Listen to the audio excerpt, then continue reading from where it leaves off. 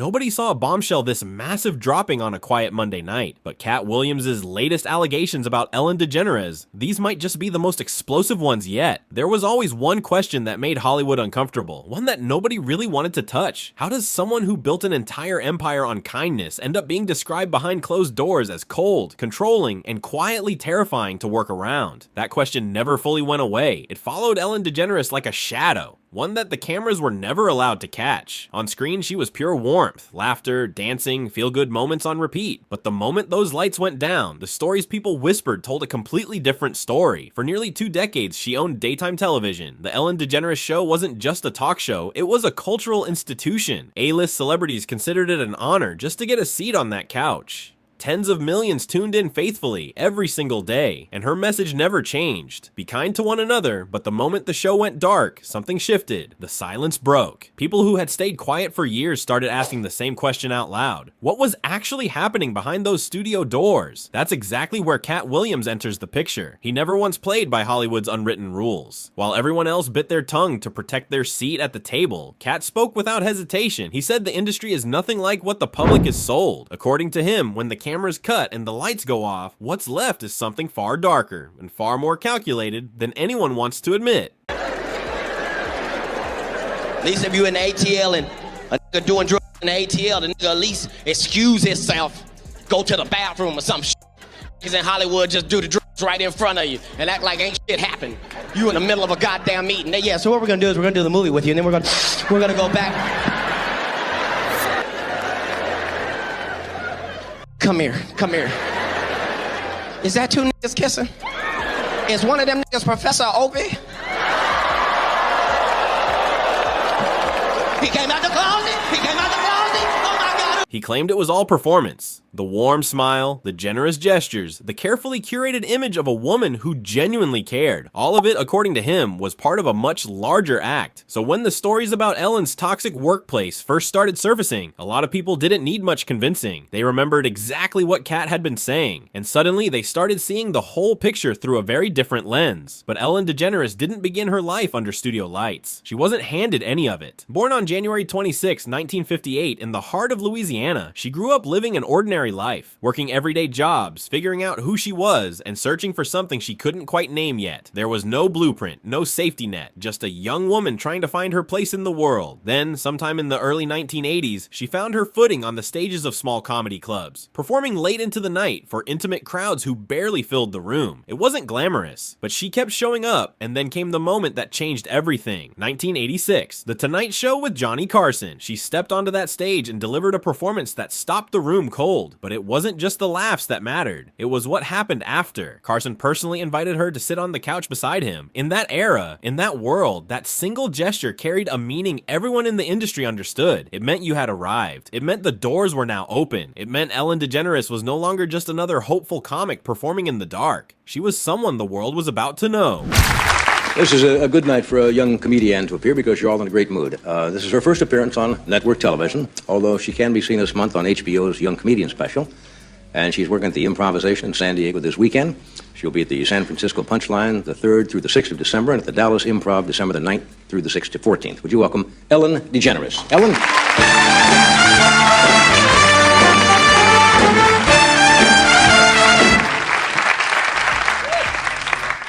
Thank you. Hi. Good. You feeling good? Me too. Feel great.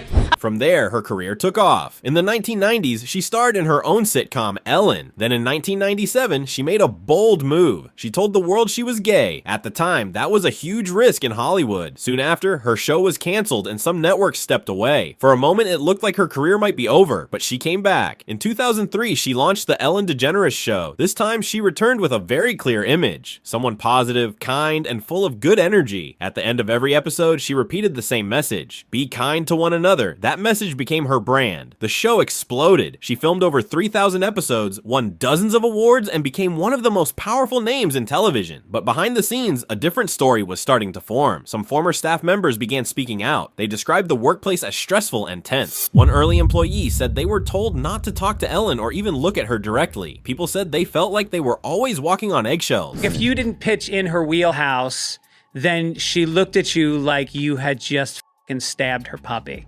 And then there was this process of pushing people out of the circle. And, you want to be in the circle because there's a lot of fear going on. Yeah. And you're in or out. So there's a lot of it didn't really bother me that much because I'd written on a lot of shows before and I kind of knew what it was like to have tough bosses. It just feels like it's not a good energy for a workplace or a show. I feel like you're getting less out of people by treating them like that. I think so. Yeah, for sure. I think in the long run, I think in the short run you might get more, but in the long run people get exhausted. Yeah. You break them. They can't, and then you hit sweeps, which is like. Waitress claims she was threatened with a 2-week suspension. Ellen DeGeneres complained about, of all things, her chipped fingernail polish. I remember just being like, really? Chris Farris says it happened when Ellen and Portia de Rossi had Sunday brunch at the high-end vegan restaurant in West Hollywood where she was waiting tables. They're like, we have to talk to you. She emailed the owner of the restaurant and complained about your chipped nail polish. What? And I was like, Farris says in a bid to placate the high-profile celebrity, her boss hit her with a 2-week suspension at no pay. they were going to suspend me if I hadn't quit for the 2 weeks. What would you say to Ellen? I would say, what is happening in your life that you aren't already busy with the bountiful grace that's happening to your wealth, your influence? Why do you have the time to mess with someone who was just serving you? Like many waitresses in L.A., Farrah is also an actress and does stand-up comedy. I don't want to name any names. The waitress's story is just the latest blow for Ellen.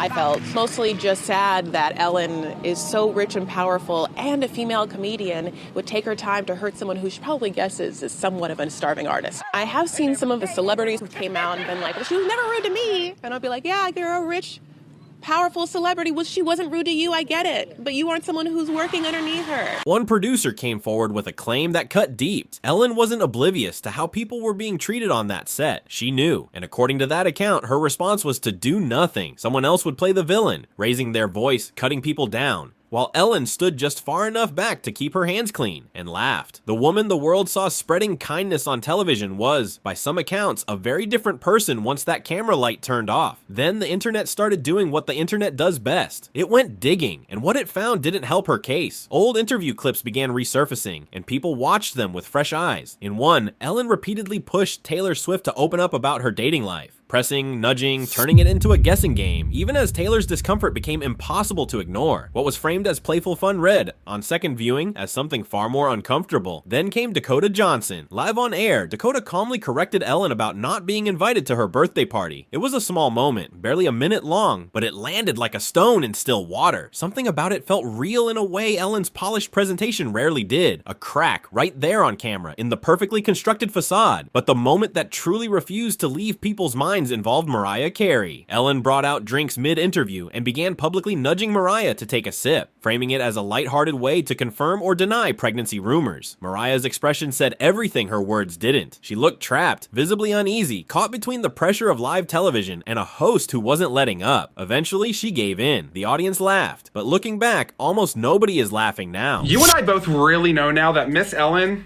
not as nice as she portrayed on TV. Now, the most awkward, uncomfortable, and borderline unethical interview that Ellen did has to be Mariah Carey. Make sure you watch my pop culture paint lesson about Dakota and Ellen to get all of the tea. Mariah Carey was on the Ellen DeGeneres. And then the other thing is that people are saying that that you're pregnant. There's rumors. Don't discuss that. All right. Well, you don't have to. No, that's okay. No, honestly, you don't have to. Let's just toast with champagne and decide. But they've been saying that since we. I can't believe you did this to me, Ellen. What? No, I'm not going to ask you if you're pregnant or not. I'm peer just going to pressure. say. You see what Ellen is doing? This is peer pressure. No. Let's toast to you not being pregnant. If you're not pregnant, then we should. My goodness.